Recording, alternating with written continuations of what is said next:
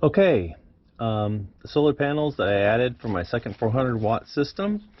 Got this wiring coming down here from above, coming down by the engine bay here. And so I ran it here, ran it right down by the batteries.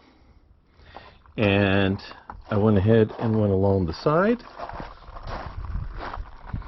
Followed these bays down here. Went along. Followed the framework over the wheel well. And then I ended up here in the first bay, which is the battery bay.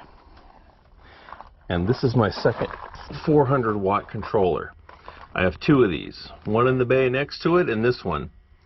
One of them I ran down, and you'll see the specs on the solar panel mounts and everything on my other video. This is my second video for the second 400-watt system that I added. If I, let's see.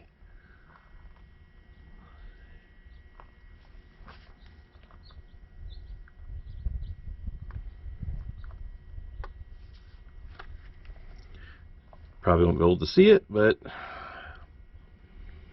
both my systems will come up.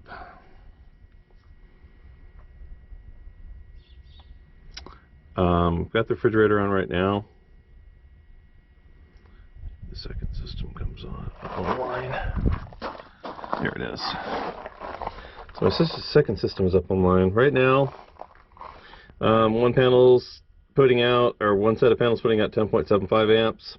And the other one's putting out 7.09. So almost well, right now it's about 18 point something amps for 12 volts.